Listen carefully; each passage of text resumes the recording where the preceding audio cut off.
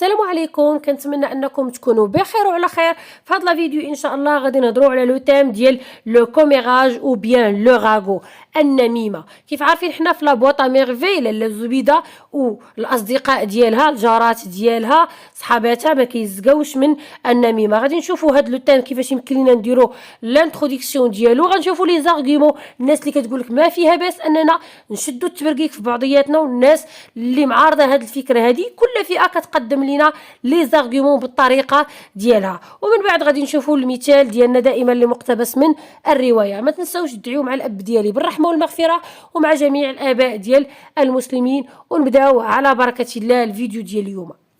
بالنسبه للانتروداكسيون غادي نخدموا دائما بداك الجزء اللي عطيتكم اللي كنقدموا به جميع لي تام ديال لابواطا ميرفي. La boîte à merveilles est un roman autobiographique écrit par Ahmed Sfraoui dans lequel il traite la problématique du commérage. Il est l'un des sujets essentiels. هي من بين المواضيع المهمة. بزاف سولوني اش يمكن لينا نديرو من وراء هاد اسونسيال. راه غادي تشوف السوجي غتاخد منه واحد الجمله اللي غادي تعاونك انك تكمل هاد لانتروداكسيون. ما يخصكش بزاف ديال السطوره، يخصك واحد السطير غادي تاخديه من داك لو سوجي باش هكا تاني ما تخرجش على الموضوع وتشوف اين جهه او اين كوتي بالضبط بغاوك تهضر على هاد لو كوميراج.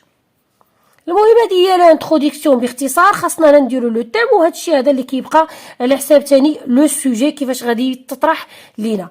غندوزو دابا باش نشوفوا لي زارغيومون ديال الناس لي بور لو كوميراج. الفئه الاولى كتقول لنا ان نو تروف با دو مال ا كوميري، ما فيها حتى شي باس اننا نمنمو في بعضياتنا. اشنو هما الحجج ديالهم؟ Le commérage est la seule façon de s'exprimer et de donner son point de vue à propos d'un sujet. النميمة هي la seule façon، يعني الطريقة الوحيدة de s'exprimer أننا نعبرو et de donner son point de vue ونعطيو الرأي ديالنا à propos d'un sujet بالخصوص ديال واحد الموضوع. مثلا شي شخص طلب منك الرأي ديالك، ما غتقولش ليه الرأي ديالك بصراحة، وين الا مشيتي لجهة أخرى وشديتي في النميمة غتهضر ديك الساعة يعني بحرية. الحجة الثانية: Le commérage est une chose normale qui fait partie de notre société et de notre vie quotidienne depuis notre enfance. النميمة شي حاجة اللي عادية واللي يعني كاينة في المجتمع ديالنا et de notre vie quotidienne، وكاينة حتى في الحياة ديالنا اليومية. دوبوي نوتر اونفونس، من الطفوله ديالنا، يعني من الصغر حنا كنشوفوا ان ماما ملي كتجي عندها جارتها ولا خالتي ولا عمتي ولا هذه كيتجمعوا كيبقاو كيهضروا في عيالات ما جالسينش معاهم. اوتوماتيكمون حتى حنا كنكبروا كتجينا شي حاجه عاديه اننا نهضروا في شي شخص اللي ما جالسش معانا. l'argument الموالي: Le commérage force la personnalité des femmes et des hommes et les aide à progresser et avoir la confiance en soi. النميمة كتقوي الشخصية ديال النساء اي دي زوم وحتى الرجال، اي لي زيد ا بروغريسي، وكتخليهم انهم يزيدوا يعني يطوروا من راسهم، اي افواغ لا كونفيونس اون سوا، وكتولي عندهم الثقة في النفس. هادشي هذا اللي كيقولوا الناس لي بوغ لو كوميراج. غندوزو دابا باش نشوفوا الكاتيجوري الثانيه، الناس اللي ضد لو كوميراج. اشنا هما الحجج اللي كيقدموا لنا باش يدافعوا على وجهة النظر ديالهم؟ أول حجة ديال الناس اللي معارضين: Le commérage est un acte malhonnête exprimant un manque d'éthique et d'éducation.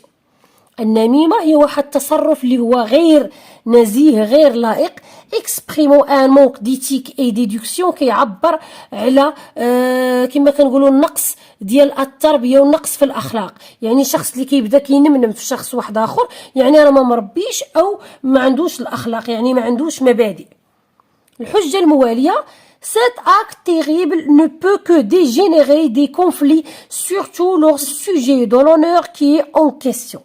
هاد التصرف هذا المروع ديال النميمه نو بو كو ديجينيري دي كونفلي، ما كيولد لينا غير واحد الصراعات وخلافات، سورتو لورسكو لو سوجي دو لونور كي اون كيسيون، خصوصا الا كان هاد النميمه هذه كتعلق بالشرف ديال الشخص الاخر. يعني يقدروا يوقعوا بزاف ديال الصراعات وديال الكوارث الا جبدنا الاعراض ديال الناس. Notre religion islamique interdit ce comportement. الدين ديالنا الإسلامي كيرفض بتاتا هاد التصرف هذا ديال النميمة. Ce fait peut occuper tout notre temps. Par conséquent, on peut négliger des tâches importantes comme s'occuper de son travail ou de ses enfants. هاد التصرف هذا ديال اننا نضيعوا الوقت ديالنا في النميمه كياخذ لينا بزاف ديال الوقت.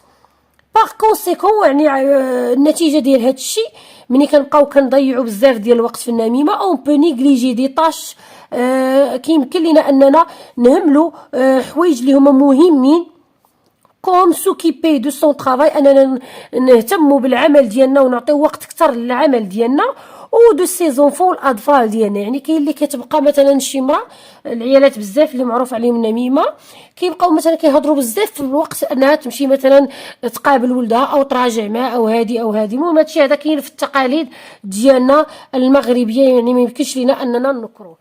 والمثال اللي عندنا بطبيعه الحال ديال لاله الزبيده اللي كتضيع الوقت بزاف في النميمه مع صحاباتها والجارات ديالها.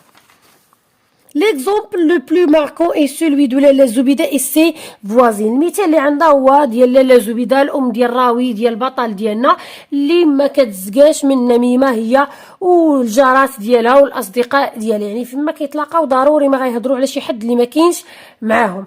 كان هادشي هذا كل ما يهم هاد لو تيم هذا ديال لو كوميراج. كنتمنى انكم تكونوا استفدتوا. واحد السؤال تطرح عليا بزاف بخصوص هاد لي زارغومون هادو هادشي هذا اللي كنعطيكم ديال برودكسيون اكريت واش نحفظوه ولا نكتبوه ولا اش نديروا ليه.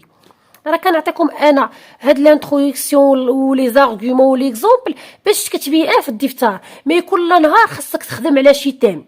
مثلا اليوم غتاخذ منهجيه وتبدا تخدم على لو تيم ديال لا بوليغامي. عندك لي زارغومون خاصك تحاول تحط كل حاجه في المكان ديالها ودير المثال مع الحجه اللي غادي تجي معاه وتصوب الكونكلوزيون وتقرا داكشي اللي كتبتي. ضروري غتلقى شي حاجه ما جاتش مع شي حاجه اخرى كتبدا كتقاد كل نهار كتعلم واحد الحاجه حتى كتعلم تصوب واحد البرودكسيون اكريت اللي ما كيكونوش فيه الاخطاء بزاف. داكشي علاش كنعطيكم انا هاد لي زارغومون واجدين باش ديروا اخطاء في جهه اخرى ماشي اخطاء في التكوين ديك الجمله او في التعبير على الاشياء اللي نتوما عارفينها ما كيتعرفوش تقادوا الجمله كما خصها تكون. الاغلبيه فاهم اشنو باغي يدير واني ما عارفش كيفاش يدير. حاولوا انكم كل نهار تخدموا على شي تيم. المنهجيه اللي عاطيكم انا ديال بلون سامبل ولا البلون دياليكتيك راه كاينين بزاف. حاول انك ما تشدهاش كما هي. خذ واحد شويه من المقدمه وزيد شويه من شي مقدمه واحده اخرى او مثلا خلي المقدمه كما هي وبدل شويه في لي زيكسبرسيون اللي يمكن لك تستعمل في لو ديفلوبمون. بدل الكونكلوزيون وخلي واحد المنهجيه اللي تكون خاصه بك باش ما يكونش هكا واحد التطابق. سورتو الا كنتو كتقراو مثلا 4 في قسم واحد وكل شيء يعتمد على نفس المنهجيه كتكون شويه القضيه مفروشه. وحتى نهار الامتحان الجهوي ما يكونش كل شيء داير نفس المنهجيه. حاولوا انكم تنوعوا تصوبوا منهجيه خاصه بكم. ما يمكنش غتصوبوا في الدقه الاولى مي غتهرس راسك واحد شويه. كل مره غتزيد فيها شي حاجه وتنقص شي حاجه تزيد شي حاجه وتنقص شي حاجه من هنا لاخر السنه غتلقى راسك صوبتي منهجيه ديالك بوحدك. نتمنى لكم التوفيق والى اللقاء الى فيديو مقبل ان شاء الله والى معلومه جديده. لا تنسوا الاعجاب بالفيديو والاشتراك في القناه.